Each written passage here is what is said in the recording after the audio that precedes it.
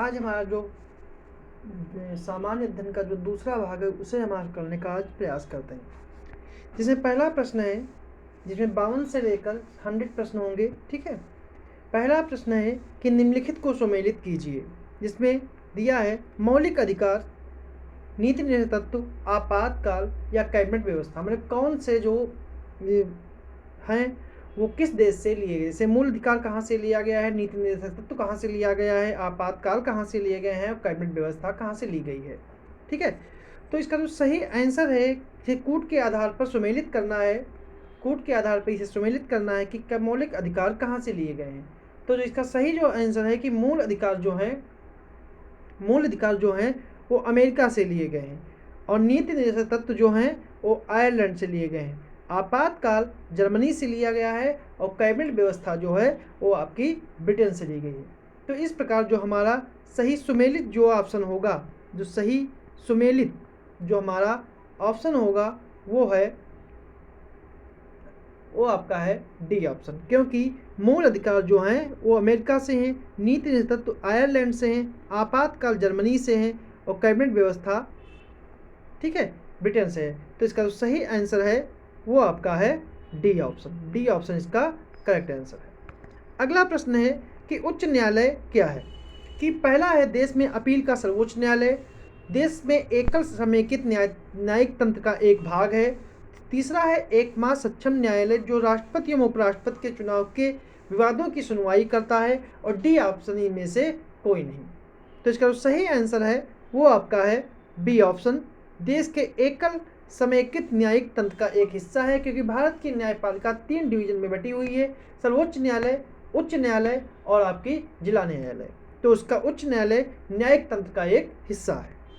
अगला प्रश्न है राज्यों को दिए जाने वाले विशेष अनुदानों का निर्धारण किसके द्वारा किया जाता है। ऑप्शन है संसद, महालेखा नियंत्रक परीक्षक, राष्ट्रपति या फिर NITI Aayog. Question number 54।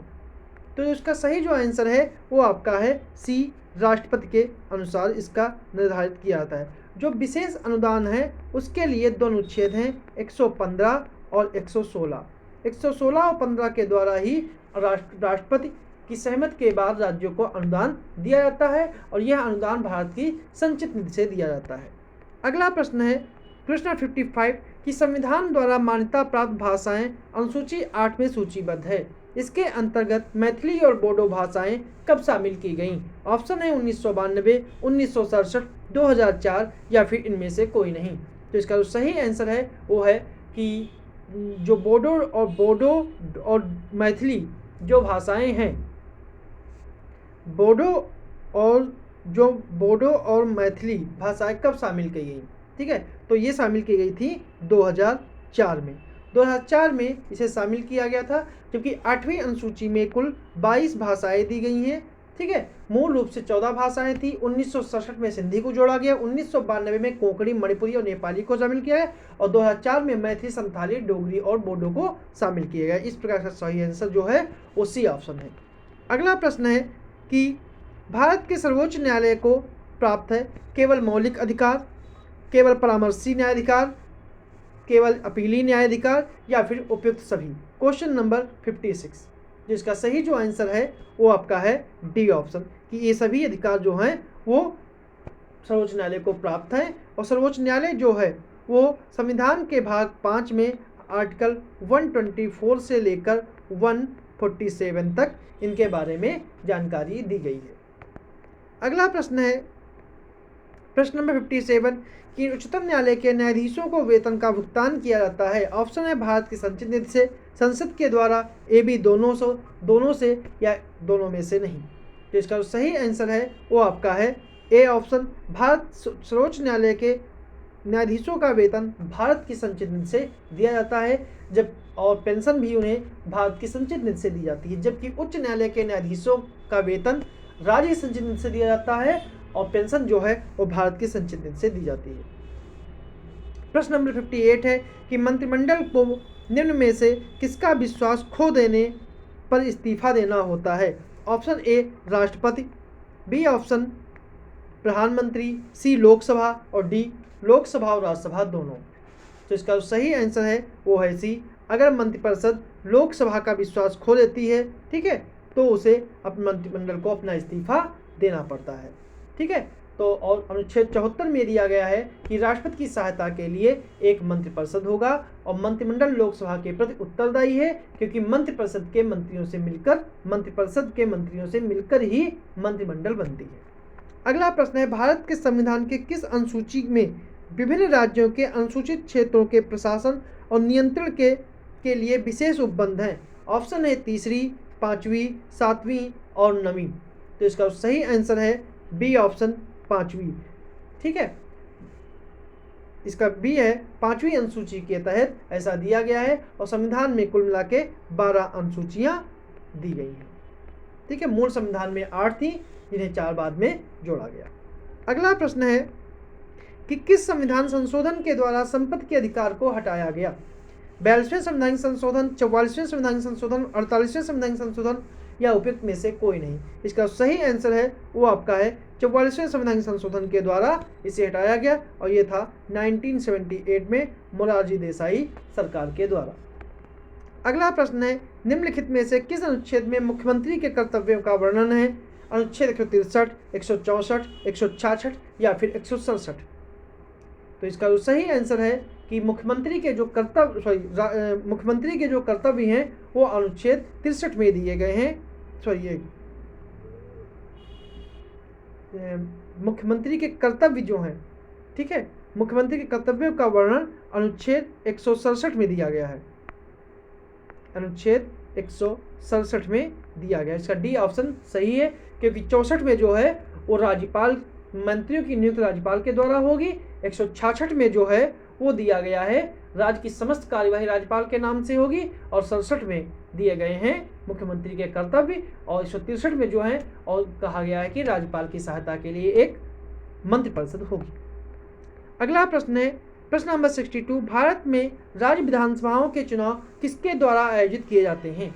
Option है राष्ट्रपति, भारत के चुनाव आयोग के द्वारा, राज्य के चुनाव आयोग के द्वारा या राज्यपाल के द्वारा। इसका सही आंसर है कि राज्य विधानसभाओं के चुनाव भारत के चुनाव आयोग के द्वारा कराए जाते हैं, जिसका वर्णन अनुच्छेद संविधान के भाग 15 में अनुच्छेद 124 से लेकर 130 तक है, 324 से लेकर 330 तक है। अगला प्रश्न है कि किस संवैधानिक संशोधन ने लोकसभा के संविधान के किसी भाग की संशोधित करने के अधिकार की पुष्टि की है? ऑप्शन है 24वां, 39वां, 42वां या फिर 44वां।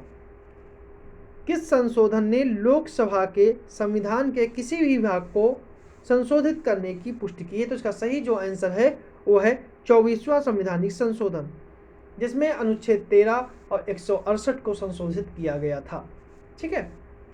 अगला प्रश्न है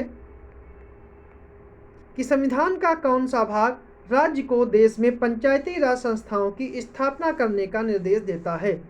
ऑप्शन है प्रस्तावना, राज्य के नीति नेतृत्व, भाग 3 या इनमें से कोई नहीं। इसका सही आंसर है वो है भाग 4 नीति निर्देशक तत्व, जो अनुच्छेद 40 है, जो ग्राम पंचायत या पंचायती राज संस्थाओं की स्थापना का राज्यों को निर्देश देता है। अगला प्रश्न है,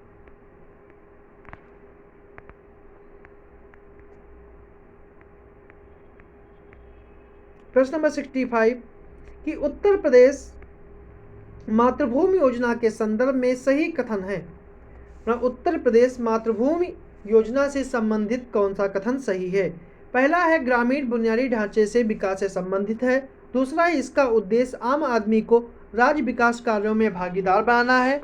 तीसरा है कि इस परियोजना का 50% राज्य वहन करेगा और शेष 50% योगदान इच्छुक लोगों के द्वारा किया जाएगा। तीसरा है संपूर्ण उत्तर प्रदेश के बुनियादी ढांचे के विकास से संबंधित है और किसानों को उनके खेतों से उपज बढ़ाने से संबंधित है। तो इसका प्रश्न मतलब कि कोड के आधार पर चयन करना है, केवल 2, 3, 1 और 2, केवल 3 या फिर केवल 4। क्वेश्चन नंबर 65, जो इसका जो सही आंसर है वो आपका है केवल बी, 1 और 2। इसका जो सही आंसर है वो आपका है 1 और 2, क्योंकि जो बुनियादी ढांचे के लिए मातृभूमि योजना जो है वो शुरू की गई थी 2 अक्टूबर 2022 को 2022 को इसको शुरू किया गया था। ठीक है, और इसकी घोषणा मुख्यमंत्री ने 15 सितंबर 2021 को की गई थी। इसके द्वारा आम आदमी को राज्य के विकास कार्यों में भागीदार बनाना शामिल था, जिसका योगदान 50% राज्य करेगा और 50% इच्छुक लोग करेंगे। इसलिए इसका बी ऑप्शन सही है, केवल 1-2 सही है, क्योंकि 3 और 4 इसका जो है वो गलत है। ठीक है, अगला प्रश्न है कि उत्तर प्रदेश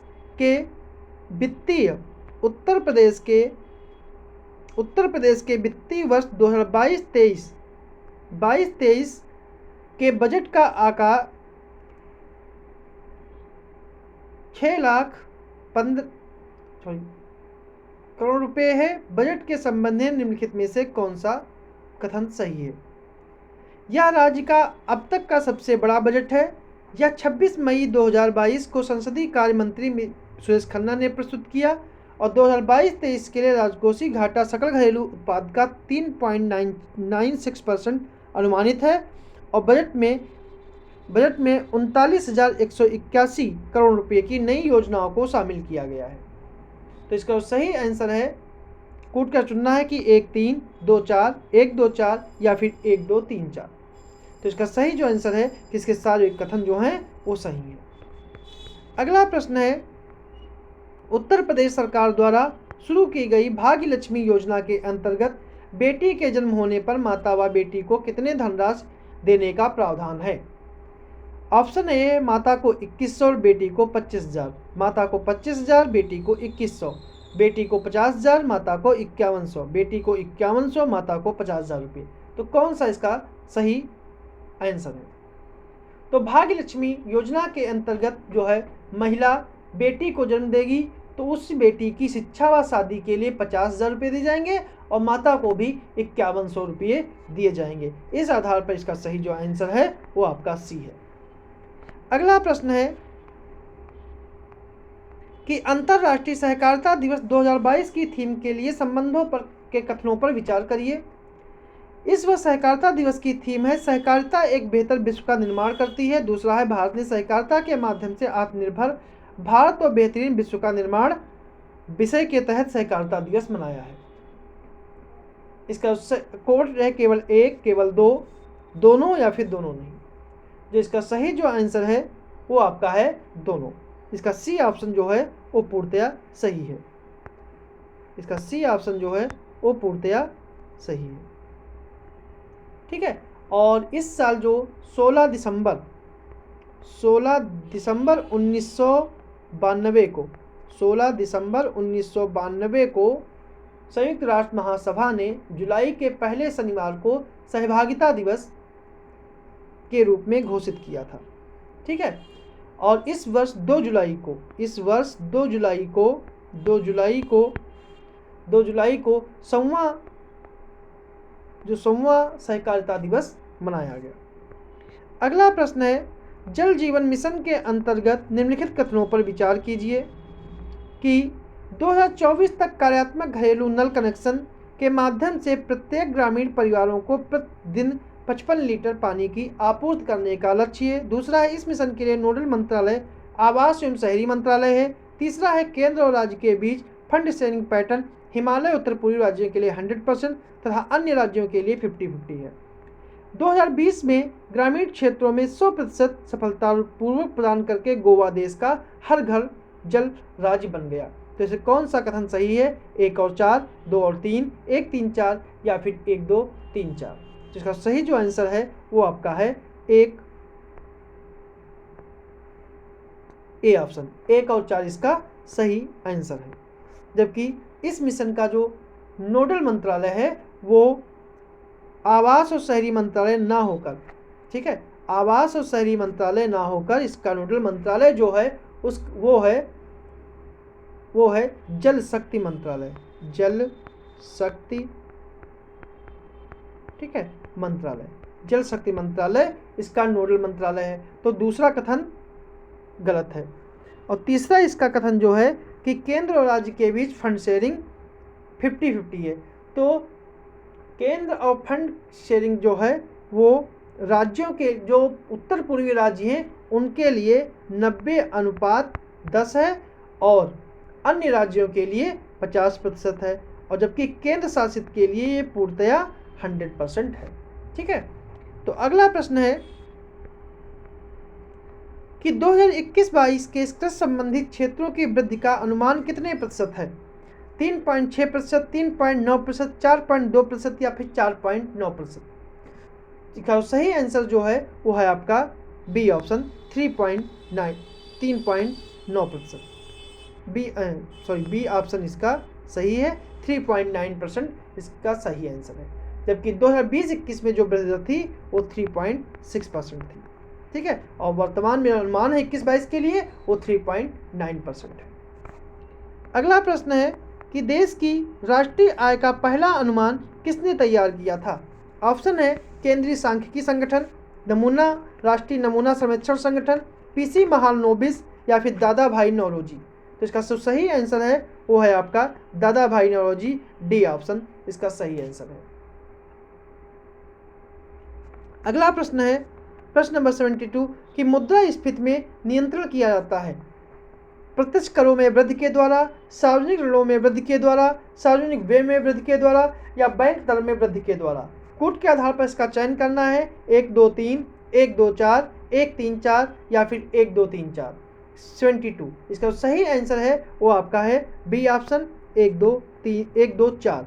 ठीक है, तीसरा जो है वो आपका गलत है, मुद्रास्फीति को सार्वजनिक खर्च के द्वारा वृद्धि के द्वारा नियंत्रित नहीं किया जाता है। ठीक है, अगला प्रश्न है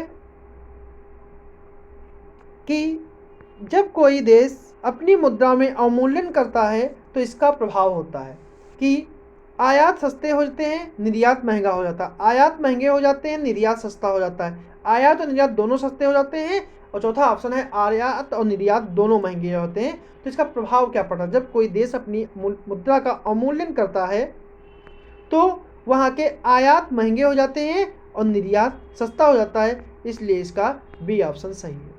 अगला प्रश्न है निम्नलिखित में से कौन सी कृषि करने की प्रक्रिया पर्यावरण संरक्षण में सहायक है? ऑप्शन है अधिक उपज वाली किस्म की खेती, जैविक खेती, ग्लास हाउस में पौधे लगाना या शिफ्टिंग खेती। प्रश्न नंबर 74 तो इसका सही आंसर है वो आपका है जैविक खेती, मतलब इसका भी बी ऑप्शन सही है। अगला प्रश्न है ग्लोबल जेंडर गैप रिपोर्ट 2022 किस संगठन के द्वारा जारी की गई है? ऑप्शन है संयुक्त राष्ट्र विकास कार्यक्रम, विश्व स्वास्थ्य संगठन, विश्व आर्थिक मंच या संयुक्त राष्ट्र जनसंख्या कोष। तो इसका सही आंसर है वो आपका है विश्व आर्थिक मंच के द्वारा इसे जारी किया गया है, इसलिए इसका सी ऑप्शन सही है। 2022 के अनुसार 146 देशों में भारत का जो स्थान है वो आपका है 135।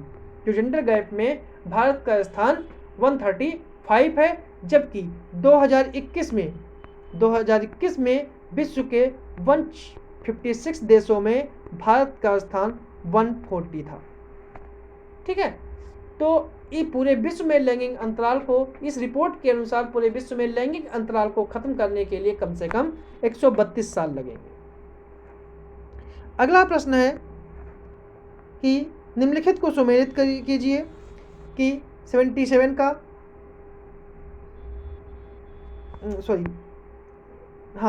76 कि जुलाई 2022 में जारी भारत नवाचार सूचकांक 2021 के अनुसार प्रमुख राज्यों की श्रेणी में उत्तर प्रदेश की रैंकिंग क्या रही है? तीसरी, पांचवी, सातवीं या फिर 9वीं? तो इसका सही जो आंसर है वो आपका है 7वीं। सी ऑप्शन इसका करेक्ट आंसर है। अगला प्रश्न है कि सही सुमेलित कीजिए कि नाबार्ड की स्थापना कब हुई, सिडबी की कब हुई, सेबी की कब हुई या फिर इरडा की कब हुई? इसका जो सही आंसर है वो है नाबार्ड की स्थापना जो है 1992 को हुई। नाबार्ड की स्थापना जो 1982 को हुई, 1982 को हुई, 1982 12 जुलाई 1982 को हुई। ठीक है, इसका हाँ कौन सा सुमेलित कीजिए, निम्नलिखित को सुमेलित करना है। तो नाबार्ड की स्थापना 1982 को हुई, सेबी की स्थापना 1992 को हुई, 1992 को हुई। ठीक है, सेबी की स्थापना 1992 को हुई और इरडा की स्थापना नाबार्ड की स्थापना 1982 को हुई। ठीक है, नाबार्ड की स्थापना 1982 को हुई और सेबी की स्थापना 1928 में इसकी स्थापना हुई थी। ठीक है, 88 में और इससे 1992 में संविधान दर्जा मिला था, तो 1992 ऑप्शन में, तो 1992 लगेगा। और इरडा की स्थापना 1999 में हुई थी और सिडबी की स्थापना 1990 में हुई थी। इस आधार पे जो हमारा सही आंसर होगा वो होगा डी ऑप्शन। डी ऑप्शन जो है वो हमारा सही आंसर होगा। अगला प्रश्न है कि अप्रैल 2022 में किस राज्य कैबिनेट ने भारत के पहले जीन बैंक कार्यक्रम को मंजूरी दी? जीन बैंक कार्यक्रम को मंजूरी दी। ऑप्शन है केरल, महाराष्ट्र, उत्तर प्रदेश या फिर बिहार, तो इसका सही जो आंसर है वो आपका है महाराष्ट्र। अगला प्रश्न है संयुक्त राष्ट्र द्वारा जारी विश्व खाद्य सुरक्षा और पोषण स्थिति रिपोर्ट 2022 के अनुसार भारत में भूख से प्रभावित लोगों की संख्या घटकर कितनी हो गई है? ऑप्शन है 117.3 मिलियन, 125.4 मिलियन, 224.3 मिलियन या फिर 231.4 मिलियन। तो इसका सही आंसर है वो आपका है सी ऑप्शन, 224.3 मिलियन। ठीक है, जबकि विश्व में 828 मिलियन जो हैं वो भुखमरी से पीड़ित हैं, जबकि भारत में 224.3 मिलियन रह गई है। ठीक है, और यह रिपोर्ट जो है विश्व खाद्य का संगठन और यूनिसेफ और WHO ने मिलकर जारी की है। अगला प्रश्न है कि प्रश्न नंबर 80 कि स्विट्जरलैंड के जिनेवा में आयोजित अंतर्राष्ट्रीय श्रम सम्मेलन के 110वें सत्र में भारत की तरफ से किसने संबोधित किया? ऑप्शन है नरेंद्र मोदी, राजीव गाबा, अधीर रंजन चौधरी या फिर भूपेंद्र यादव। इसका सही आंसर है वो है भूपेंद्र यादव। भूपेंद्र यादव जो हैं वो केंद्रीय श्रम रोजगार मंत्री हैं। ठीक है, अगला प्रश्न है कि निम्नलिखित पदों पर नियुक्त होने वाली पहली भारतीय महिलाओं के संदर्भ में कौन सा सुमेलित नहीं है? तो शांति श्री पंडित, धृत बनर्जी, निमोबेन आचार्य या जगजीत पवाड़िया। और इसको कूट के आधार पर सही करना है, केवल एक, BD या फिर BCD या फिर इनमें से कोई नहीं। तो इसका सही आंसर है वो है C, BCD जो हैं वो सुमेलित नहीं है, क्योंकि शांति श्री पंडित जो हैं वो JNU की पहली महिला चांसलर हैं या पहली महिला वाइस चांसलर हैं। ठीक है, जबकि बाकी विकल्प जो हैं गलत हैं, क्योंकि धृत बनर्जी जो हैं, ठीक है, वो जियोलॉजिकल सर्वे ऑफ इंडिया की पहली महिला निदेशक हैं और निमाबेन आचार्य गुजरात विधानसभा की पहली महिला अध्यक्ष हैं और जगजीत पावड़िया अंतर्राष्ट्रीय नारकोटिक्स कंट्रोल बोर्ड की NCRB की नहीं अंतर्राष्ट्रीय नारकोटिक्स कंट्रोल बोर्ड की पहली भारतीय अध्यक्ष बनी है। अगला प्रश्न है कि उत्तर प्रदेश सरकार द्वारा जारी 21 जुलाई 2022 की अधिसूचना जिसके द्वारा राज्य सरकार ने उत्तर प्रदेश में 4 अतिरिक्त वाणिज्यिक अदालतों का गठन किया है, निम्न में से कौन सा एक स्थल उनमें शामिल नहीं है? आपका ऑप्शन है मेरठ, गौतम बुद्ध नगर, आगरा, गाजियाबाद। इसका सही आंसर है, ठीक है, गाजियाबाद उत्तर गलत है, क्योंकि चौथा जो स्थान है वो आपका लखनऊ है। चौथा स्थान जो है वो लखनऊ है, ना कि गाजियाबाद है।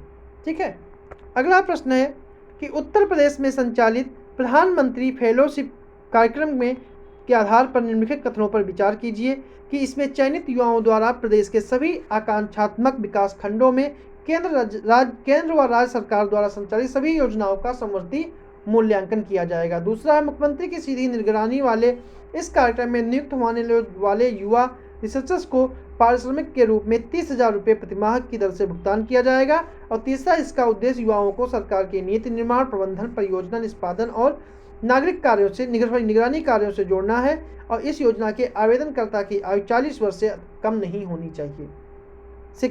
होनी चाहिए। तो इसके कूट के आधार पर चयन करना है, केवल 1 2 1 2 4 या फिर 2 3 4। Question number 83। इसका सही आंसर है, इसका जो पहला जो है वही जो कौन सा सही है, तो इसका पहला जो कथन है वो पूर्णतया गलत है, क्योंकि यह योजना 100 विकास खंडों में जारी होगी। 100 विकास खंडों में जारी होगी, और बाकी इसके सारे कथन जो हैं तीसरा दूसरा तीसरा चौथा ये सारे सही हैं, तो सही आंसर इसका डी होगा। इसका सही आंसर डी है। अगला प्रश्न है प्रश्न नंबर 44 कि उत्तर प्रदेश प्रदूषण नियंत्रण बोर्ड द्वारा जुलाई 2022 में जारी रिपोर्ट के अनुसार राज्य में सबसे प्रदूषित नदी कौन सी है? ऑप्शन है गोमती, यमुना, काली या फिर सरयू। तो इसका सही आंसर जो है कि उत्तर प्रदेश की जो सबसे प्रदूषित नदी जो है उसका नाम काली है। काली नदी जो है वो सबसे ज़्यादा प्रदूषित नदी है। अगला प्रश्न है उत्तर प्रदेश मुख्यमंत्री बाल श्रोया योजना के अंतर्गत बच्चों को आर्थिक सहायता के रूप में कितनी राशि प्रदान की जाएगी? 1500, 2000, 2500 या फिर 3000। इसका सही आंसर है वो आपका है सी 2500 रुपये। ठीक है, बाल सेवा योजना के तहत कोरोना महामारी के से इतर किसी अन्य कारण से अनाथ हुए बच्चों को आर्थिक सहायता के रूप में 2500 रुपये प्रतिमाह दिए जाएंगे। इसके तहत एक परिवार के पात्र अधिकतम 2 बच्चों को इसका लाभ मिलेगा। ठीक है, और कोरोना संक्रमण के अनाथ बच्चों के लिए प्रतिमाह 4000 रुपये देने की व्यवस्था की गई थी। अगला प्रश्न है कि उत्तर प्रदेश सरकार द्वारा मिशन शक्ति कार्यक्रम की शुरुआत कब की गई? जुलाई 2020, अगस्त 2020, सितंबर 2020 या अक्टूबर 2020। इसका सही आंसर है अक्टूबर 2020, ऑप्शन डी। अगला प्रश्न है उत्तर प्रदेश जनसंख्या नीति 2021 से 30 के अंतर्गत राज्य सरकार ने 2030 तक जीवन प्रत्याशा का लक्ष्य कितना रखा है? 66 साल, 67 साल, 68 साल या 69 साल। इसका सही आंसर है वो आपका है डी 69 साल, क्योंकि जुलाई 2021 में जारी उत्तर प्रदेश जनसंख्या नीति में जीवन प्रत्याशा को 64.3 से बढ़ाकर 2026 में इसको बढ़ाने का जो लक्ष्य है वो 66 है और 2030 में ये लक्ष्य जो है वो 69 ईयर्स करने का लक्ष्य है। अगला प्रश्न है प्रश्न नंबर 88। भारत सरकार के केंद्रीय मत्स्य पालन पशुपालन डेयरी मंत्री पुरुषोत्तम रूपाला ने उत्तर प्रदेश राज्य में कहाँ रिवर रैचिंग कार्यक्रम का शुभारंभ किया है? ऑप्शन है ब्रजघाट गढ़मुक्तेश्वर, संगम प्रयागराज, गंगा घाट वाराणसी या गऊ घाट लखनऊ। इसका सही आंसर है ए ब्रजघाट गढ़मुक्तेश्वर। ए ऑप्शन इसका सही है। अगला प्रश्न है 89 कि उज्बेकिस्तान में संपन्न शंघाई सहयोग संगठन शिखर सम्मेलन 2022 में भारत के किस शहर को SCO की ओर से 2022-23 के लिए पहली सांस्कृतिक एवं पर्यटन राजधानी घोषित की गई है? नई दिल्ली, चेन्नई, वाराणसी या फिर मुंबई। इसका सही आंसर है वो है आपका वाराणसी को घोषित किया गया। अगला प्रश्न है कि केंद्रीय संस्कृति मंत्रालय ने हाल ही में उत्तर प्रदेश के किस शहर में भारतीय विरासत संस्थान स्थापित करने का निर्णय लिया है? इसके ऑप्शन है वाराणसी, प्रयागराज, नोएडा या फिर लखनऊ। इसका सही आंसर है वो आपका है नोएडा में इसकी घोषणा करने की बात की गई है। अगला प्रश्न है कि भारतीय रिजर्व बैंक ऑफ इंडिया द्वारा 30 सितंबर को जारी मौद्रिक नीति समीक्षा में रेपो रेट में 50 बेसिस पॉइंट बढ़ाया गया है, जिसके बाद यह 3 साल के उच्च स्तर पर पहुंच गया है। कितना हो गया है? मतलब ऑप्शन है 5%, 5.1%, 5.5%, 5.9%। इसका सही आंसर है वो आपका है 5.9%। ठीक है, इसकी घोषणा जो हुई थी 23 सितंबर 2022 को। अगला प्रश्न है, खाद्य श्रृंखला के संबंध में निम्नलिखित में से कौन सा सही है? घास, टिड्डा, चूहा, सांप या बाज। इसके आधार पर इसे चयनित करना है कि कौन सा है। तो इसका सही आंसर जो है वो ए। पहले घास, फिर टिड्डा, फिर चूहा, फिर सांप और बाज। के घास टिड्डा खाता है, टिड्डा चूहा खाता है और चूहा सांप, ठीक है, चूहे को सांप खा जाता है और सांप को बाज खा जाता है। अगला प्रश्न है 93 कि पारिस्थितिक तंत्र के संबंध में निम्नलिखित में से कौन सा कथनों पर विचार करना है? पहला कथन है, एक रूप से दूसरे रूप में ऊर्जा के स्थानांतरण होने पर ऊर्जा का हमेशा क्षय होता है। दूसरा है, खाद्य श्रृंखला में जैसे ही हम ऊपर की ओर बढ़ते हैं तो प्रत्येक स्तर पर लगभग 10% बायोमास की हानि होती है। तीसरा है, परितंत्रीय अनुक्रम की प्रक्रिया में एक क्षेत्र में रहने वाले पादप और जंतु प्रजातियों के समुदाय समय के साथ साथ अलग अलग समुदायों की श्रृंखला प्रतिस्थापित होते हैं। चौथा है, पारिस्थितिक निकट में सभी भौतिक, रासायनिक, जैव दशाएं शामिल होती हैं जो कि प्राकृतिक वास में रहने के लिए जरूरी होती हैं। कूट के आधार पर चयनित करना है कि कौन सा कथन सही है। इसका जो सही आंसर है वो आपका है, कौन सा गलत है ये चयनित करना है। तो इसका सही आंसर जो है, जो गलत जो है वो केवल दूसरा जो कथन है, ठीक है, वो गलत है। बाकी सारे कथन जो हैं वो सही हैं, क्योंकि खाद्य श्रृंखला के ऊपर बढ़ने पर प्रत्येक स्तर पर 90% की बायोमास की हानि होती है। 90% की बायोमास की हानि होती है, ना कि 10%। 10% जो है वो गलत है। 10% की हानि नहीं होती है, 90% की हानि होती है। अगला प्रश्न है कि कचरा पदार्थ के वियोजन की प्रक्रिया में निम्नलिखित में से कौन से तत्व यौगिक निर्मुक्त होंगे? पहला है कार्बन डाइऑक्साइड, दूसरा हाइड्रोजन सल्फाइड, तीसरा फास्फोरस और चौथा उपयुक्त सभी। इसका सही आंसर है डी ऑप्शन। ठीक है। अगला प्रश्न है प्रश्न नंबर 95 कि पर्यावरण प्रभाव आकलन के संबंध में निम्नलिखित कथन कौन सा सही है? कि अमेरिका दुनिया का पहला देश है जहां पर्यावरण प्रभाव आकलन की नीति को अनिवार्य बनाया गया है। दूसरा है, भारत पहली पर्यावरण प्रभाव आकलन सूचना वर्ष 1972 में तत्कालीन पर्यावरण वन मंत्रालय के द्वारा लाई गई थी। तीसरा है, भारत में पर्यावरण प्रभाव आकलन संबंधी प्रक्रिया भारत पर्यावरण संरक्षण अधिनियम 1986 के द्वारा प्राप्त है। या चौथा है, पर्यावरण प्रभाव आकलन अधिसूचना 2020 का मसौदा 2006 के अधिसूचना का स्थान लेगा। इसका सही आंसर है, ठीक है, कौन सा सही नहीं है? तो इसका जो है, इसका जो सही है वो आपका बी, जो सही नहीं है वो का ऑप्शन जो है वो बी ऑप्शन इसका सही है, क्योंकि भारत में पहली बार जो सूचना है वो 1994 में जारी हुई थी, ना कि 1994। इसलिए कथन गलत है, बाकी सारे सही है। अगला प्रश्न है, पारिस्थितिक तंत्र में इकोसिस्टम शब्द का प्रयोग सबसे पहले किसने किया था?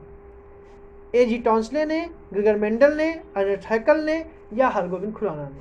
तो इसका सही आंसर है, पारिस्थितिक तंत्र की पहली व्याख्या जो है, शब्द की रचना A.G. टॉन्सले ने की थी। A.G. टॉन्सले ने इसकी रचना 1935 में की थी। अगला प्रश्न है कि 15वीं विश्व वानिकी कांग्रेस के संदर्भ में निम्नलिखित कथनों पर विचार कीजिए। इसका आयोजन के तत्वाधान में 2022 में दक्षिण कोरिया के सियोल में हुआ और इस वर्ष का थीम थी एक हरित, स्वस्थ और लचीले भविष्य का निर्माण, और इसका आयोजन प्रति वर्ष 6 वर्ष में एक बार किया जाता है। इसके ऑप्शन है केवल 1, केवल 2, केवल 3 या फिर सभी। तो इसका सही आंसर है कि इसके सभी ऑप्शन जो हैं वो सही है। अगला प्रश्न है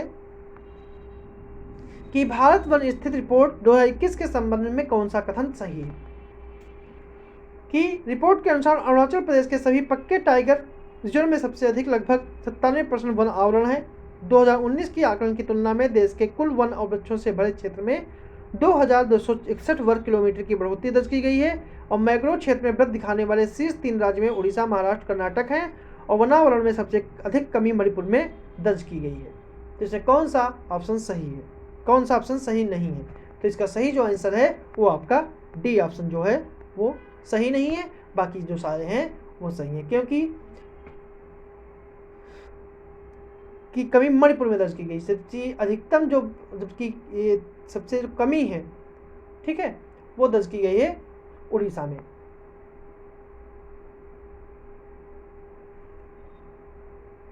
ठीक है, सॉरी, सबसे अधिक जो कमी है वो अरुणाचल प्रदेश, मणिपुर, मेघालय, मिजोरम में दर्ज की गई थी। अगला प्रश्न है, ध्रुवों की ओर अपेक्षा भूमध्य रेखा में समुद्री लवणता की मात्रा में कमी आती है, क्योंकि आप कथन के चयन करना है, क्योंकि यहाँ है कि यहाँ वर्षा की मात्रा अधिकता होती है। दूसरा है यहाँ बहने वाली नदियों की संख्या में अधिकता, जिससे समुद्र में मिलने पर मीठे पानी की मात्रा समुद्र में बढ़ जाती है। तो कूट के आधार पर चयन करना है, केवल एक, केवल दो, दोनों या फिर दोनों नहीं। इसका सही आंसर है वो है आपका कि पहला ही केवल सही है, क्योंकि दूसरा कथन गलत है। क्योंकि भूमध्य रेखा में उच्चतम लवणता नहीं मिलती है, क्योंकि यहाँ उच्च वाष्पीकरण होता है, परंतु यहाँ वर्षा भी अधिक होती है, अतः लवणता कम कर दी जाती है। अगला प्रश्न है, निम्नलिखित में कौन सा पर्वत ब्लॉक पर्वत का उदाहरण नहीं है? Sierra Nevada, black forest, salt range या फिर एनाकोंडा रेंज? इसका कोड का चयन करना है, केवल 3, 1, 2, 3, केवल 4 या फिर 2, 3, 4। इसका सही जो आंसर है वो आपका है सी ऑप्शन, केवल 4।